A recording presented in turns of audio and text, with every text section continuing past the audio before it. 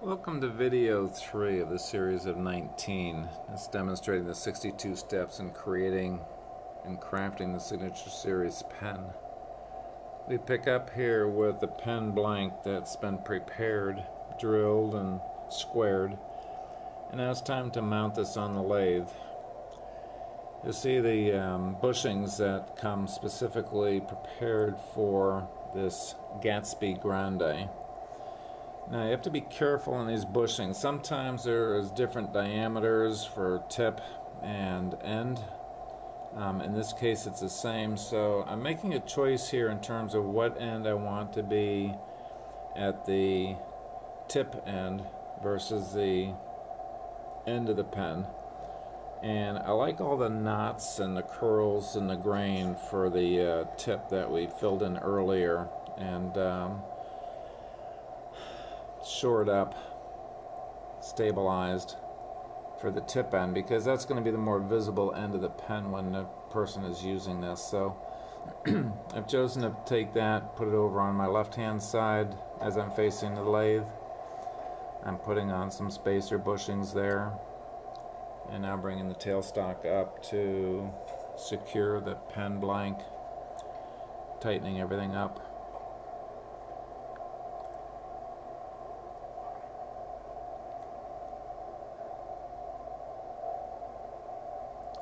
Bring in the tool rest. I like to have my tool rest in a position where the chisel is going to be a little bit above the center line. So there's a couple of things here. One is make it parallel to the lathe, and second of all, making it low enough so that the tool will rest above the center line. Turn it to make sure that it's clear of everything. And I'm beginning with a bowl gouge. I like to do this in terms of getting it to the round, step number 11. And you'll notice that I'm turning it on its side so that it has less tendency to hit square on, and it's got less of the chisel on the wood itself, particularly when I'm getting it to the round.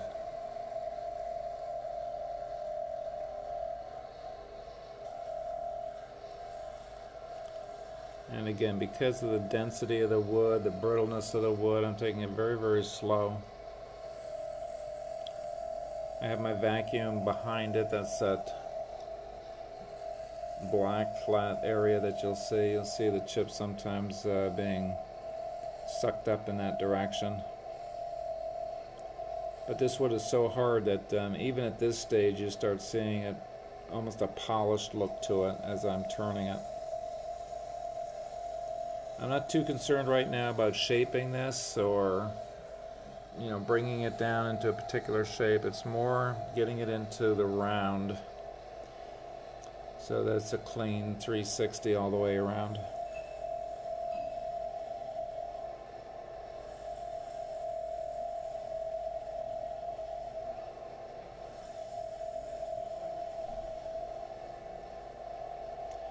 And what I'm doing now, I'm leaving the filings on top of the chisel and moving across it, actually leaning the chisel on top. If I see any kind of chatter at all, it means that it's not round. If I'm not seeing chatter, as was just demonstrated, then it's pretty much in the round. There may be a little flat spot on it, but basically it's been achieved to that state of roundness. And I'm just inspecting it to see where that knot, if it's gotten any worse as I'm going down into the wood.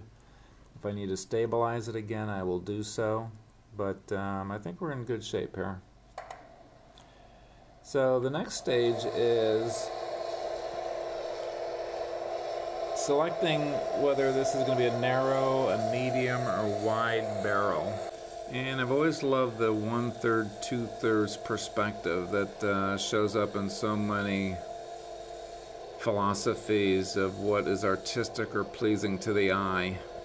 And so I'm working on the tip end there as we're watching the video, moving up to the high point and then tapering it down to the cap end. So the 1/3 portion will be at the cap end, the 2/3 portion will be towards the tip end. I find that the grip of most people have that a good feel in the hand when the 2/3 portion of the tapering and the shaping is towards the tip end.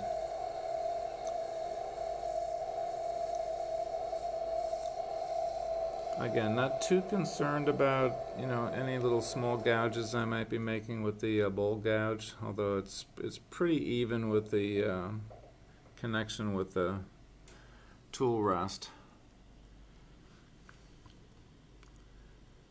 Checking the distance between the wood and the bushings at this stage. It's getting proud, not as little proud as I'd like to have it, and that will be done with the next stage of working with my skew. I love my skew. Just love working with this tool. I find that when I use this properly, and I have it angled upwards so that there's more of a cutting edge rather than a scraping that takes place if I do it at a 90-degree angle. Again, you'll see me up above the halfway point in the pen blank, and you'll also see that sort of the dust coming up and over and into the vacuum system. This is fine tuning. When I do this, I find that I hardly ever have to use 150 grit to begin the sanding process. So I can get in very smooth, highly finished. In some case, again with these harder woods, it almost looks like it's been polished already at the end of my skew processing. But I'm basically wanting to get the shape down to the 0.05 inch place.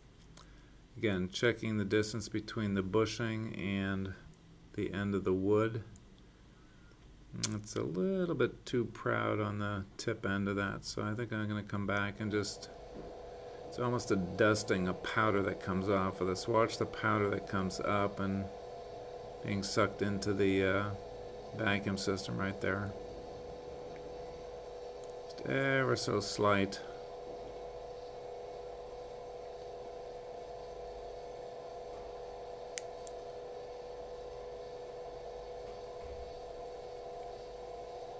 I use my finger behind the tool rest as my guide so that I'm not gouging it. Just moving it ever so slightly. And pretty much there.